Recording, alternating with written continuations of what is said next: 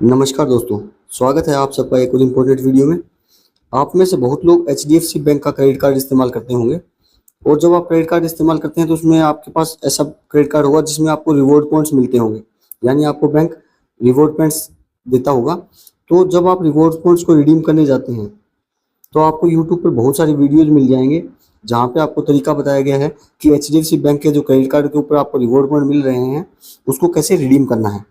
लेकिन दिक्कत क्या आती है कि जब आप रिडीम करने जाएंगे तो अब आप जब स्टेप फॉलो करेंगे तो उसमें वो आपसे एचडीएफसी बैंक के सेविंग अकाउंट की डिटेल पूछता है, क्योंकि वो जो रिवॉर्ड पॉइंट्स हैं जब आप उसको कैश में कन्वर्ट करते हैं यानी आप उसको बैंक में लेने की ट्राई करते हैं तो वो डायरेक्टली आपके एचडीएफसी के बैंक अकाउंट में जाता है। लेकिन अगर आपके पास एचडीएफसी का बैंक अकाउंट है तो कोई इशू नहीं है, लेकिन इशू कब आता है जब आपके पास एचडीएफसी बैंक का अकाउंट नहीं है, सिर्फ क्रेडिट कार्ड है। तो उस केस में आप जो एचडीएफसी बैंक के जो रिडीम पॉइंट हैं उनको रिवार्ड पॉइंट्स को कैसे रिडीम करेंगे कैश के अंदर, तो इस वीडियो में हम वो इम्पोर्टेंट चीज़ जानेंगे। तो अगर आप भी ऐसे कस्टमर हैं जिनके पास सिर्फ एचडीएफसी का क्रेडिट कार्ड है लेकिन एचडीएफसी का जो अकाउंट है वो नहीं है, तो कैसे आप रिवार्ड पॉइंट्स को रिडीम करते हैं कैश में या फिर उसको कैसे आप बिल में जनरेट करते हैं बिल के अगेंस्ट में, उसको हम आज इस वीडियो में जानेंगे। तो अगर आपके पास भी एचडीएफसी का क्रेडिट कार्ड है लेकिन सेविंग अकाउंट नहीं है तो उसके लिए हमको सिंपल सा गूगल के जो क्रोम ब्राउजर है उसमें जाना है और यहाँ पर हमें टाइप करना है एचडीएफसी नेट बैंकिंग। और एचडीएफसी नेट बैंकिंग करते जैसे हम गूगल पे सर्च मारते हैं तो हमारे पास जो पहला लिंक ओपन होके आता है हमें उस पर क्लिक करना है।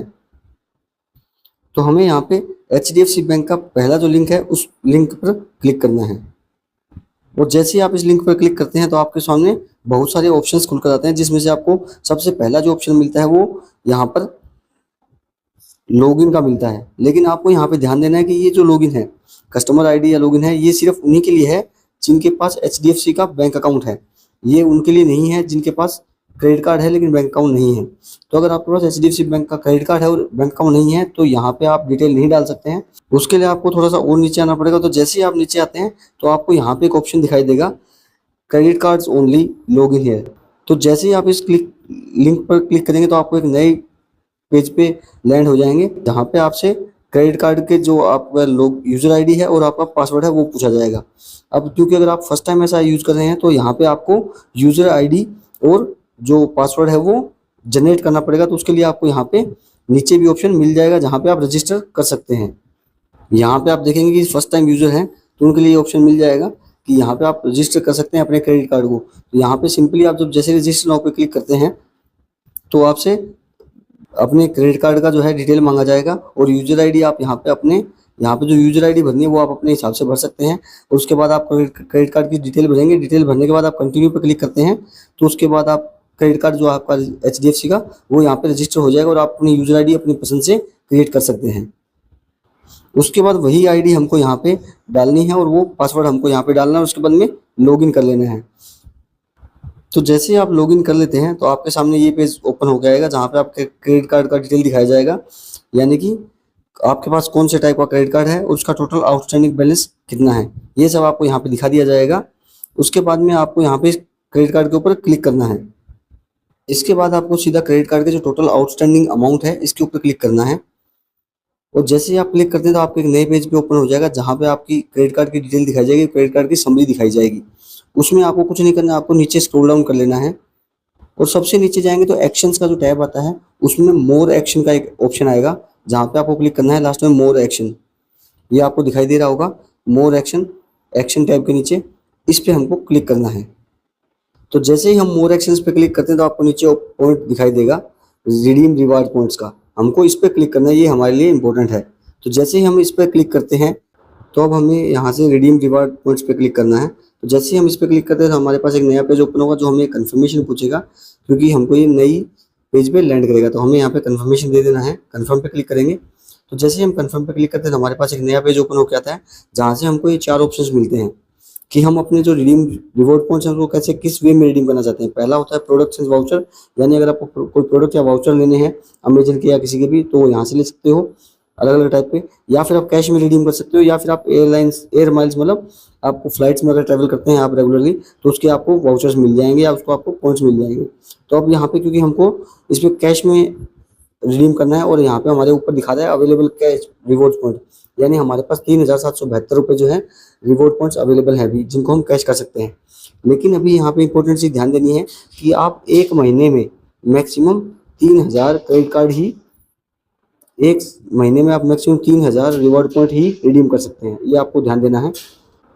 तो अब हम, क्योंकि हमको यहाँ पे कैश में रिडीम करना है, तो हम कैश पे क्लिक कर देंगे। तो जैसे ही आप कैश पे क्लिक करते हैं तो आपके सामने आ जाता है कि अवेलेबल पॉइंट्स कितने हैं, आपको दिखाएगा, और आप कितने इक्विवेलेंट अमाउंट कितना है।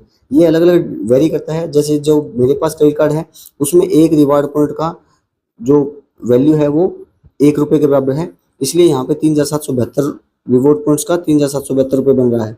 लेकिन अगर आपके पास कोई दूसरा क्रेडिट कार्ड है तो उसमें हो सकता है कि ये जो रिवॉर्ड पॉइंट्स की वैल्यू है वो 1 पॉइंट की वैल्यू 1 रुपये से ज़्यादा या कम हो सकती है, तो उसी हिसाब से आपकी ये वैल्यू वेरी करेगी।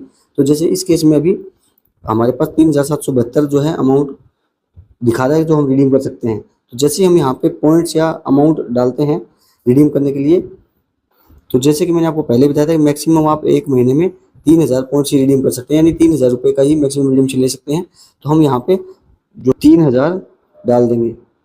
तो जैसे ही आप 3000 डालते हैं तो आपके सामने स्क्रीन पे आ जाता है कि आपने 3000 जो है पॉइंट डाल दिए हैं, और अमाउंट जो आपके क्रेडिट होगा बिल में वो 3000 क्रेडिट होगा। और इसका मतलब ये है कि ये जो 3000 रुपये हैं, आपको जो नेक्स्ट आपका बिल बनेगा उस बिल में से आपका माइनस हो जाएगा, यानी आपको एज गुड एज कैश में आपका कन्वर्ट हो जाएगा, और आपको आपके बिल में से पैसा माइनस हो जाएगा, और इनडायरेक्टली आपका जो नेक्स्ट मंथ आपको जो बिल देना पड़ेगा उसमें से आपको 3000 रुपये माइनस हो जाएगा। तो जैसे ही आप ये यहाँ पे करते हैं उसको आपको सिंपली प्रोसीड करना है, और ये आपको प्रोसीड करते ही आपका जो प्रोसेस है वो कंप्लीट हो जाएगा। बस इतना सा प्रोसेस है। जैसे आप प्रोसीड करते हैं तो ये देखिए आपके सामने आ जाता है रेडी टू रिडीम, कितना रिडीम करना है। यहाँ पे आपको सिंपली बस इस पर क्लिक करना है और उसके बाद में रिडीम नाउ पे क्लिक कर देना है।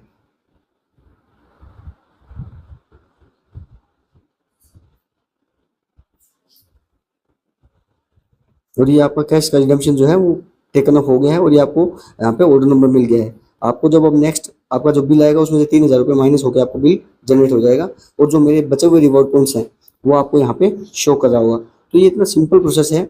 आपको अगर HDFC बैंक आपके पास अकाउंट नहीं है तो आप क्रेडिट कार्ड के जो रिवॉर्ड पॉइंट्स हैं उनको आसानी से रिडीम कर सकते हैं अपने बिल के अगेंस्ट में।